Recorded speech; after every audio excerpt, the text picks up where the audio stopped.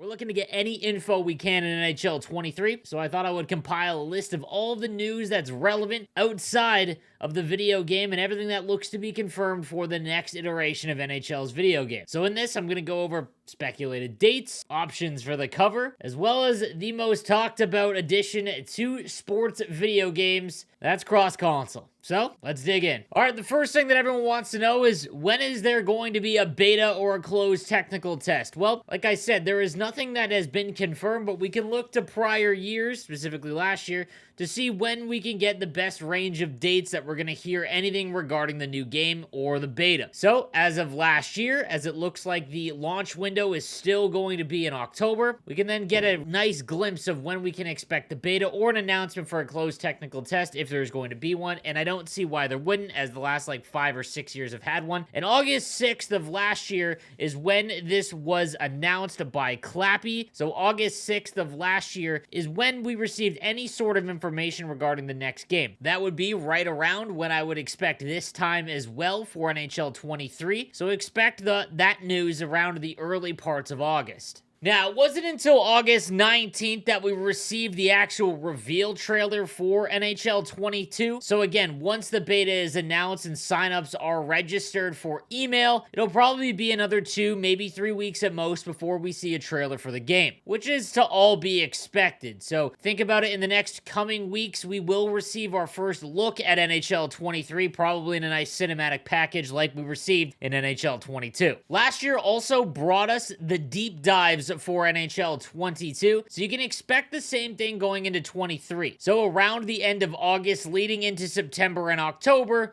that is when we receive the deep dives for each of the modes, including World of Chell, Uncut Gameplay, Be a Pro in Franchise Mode, and then Hockey Ultimate Team. That sounds about right, and I would expect roughly the same amount of deep dives going into NHL 23. This is actually a nice addition to the content launch because it was one of the first times we received in-depth hour-long videos that went over all of these features in NHL 22. Now, when it comes to cover athletes, this is always going to be speculation, and for sports games, it still remains one of the bigger reveals throughout the year, and EA always takes it very seriously to keep it under wraps. Last year was the first repeat that we've had in a while in Austin Matthews, and I think it's pretty safe to say we don't get him again. A Twitter user by the name of J. Taylor Designs, he put together some that actually looked pretty interesting. I mean, Shesterkin, that would be pretty solid, as he's one of the best young players in the league and also the league's best goaltender currently. We got Cale Makar, which is probably one of the stronger options in my opinion. I think that, obviously the Norris Trophy winner, one of the best players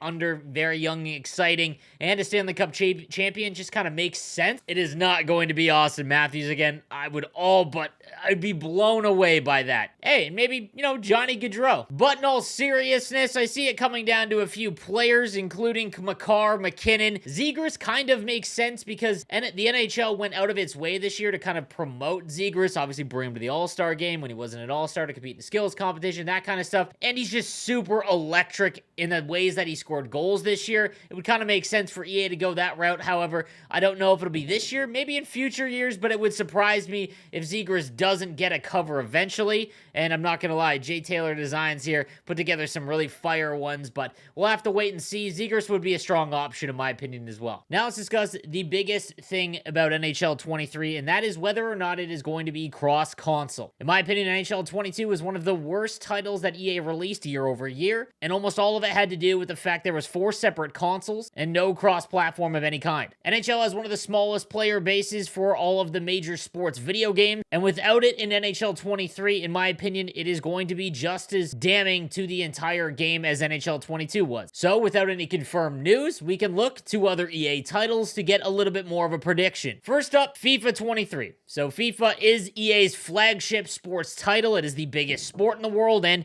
the biggest sports video game, which makes a lot of sense. And they did announce that crossplay would be available at launch for FIFA 23. Now, for this, there are some things that you need to know is that PS5 and Xbox Series X and S will be grouped together. PS4 and Xbox One will be grouped separately, meaning that there is no cross-gen like there is in MLB for FIFA, and that's completely okay in my opinion. If I had to guess, this is probably the last year EA is going to include the prior gen consoles, Xbox One and PS4, so that makes a lot of sense that there isn't cross-play between between those two generations. Now, for Ultimate Team specifically, it looks like everything is going to be cross-platform. So online friendlies, online seasons, rivals, champions, and online draft. Wow, that looks awfully similar to what NHL has. Those are all going to be cross-platform, which is amazing news. Now, in most cases, FIFA gets everything about 2 to 3 years before the NHL franchise does, like rivals and champs. But honestly, when it comes to something like cross-platform, I think EA as a whole is looking to make almost every game that they possibly can cross-platform. There was a tweet released back in late 2021 by an EA executive on an earnings call that did state that they aim to have every single EA title cross-play by next year. So, while FIFA looks all fine and dandy, Madden does not. So it was announced that the new release of Madden 23 will not have cross-play of any kind. Not cross-generation like PS4 to PS5 or Xbox One to Xbox Series X. It legitimately is going to operate exactly like NHL 22 did, which is horrible news, because if Madden doesn't have something, even if FIFA does, there is very little chance that NHL will. That being said, Madden is a much larger game, and their player base is impacted far less than the NHL series is, just based on how many players play on each console.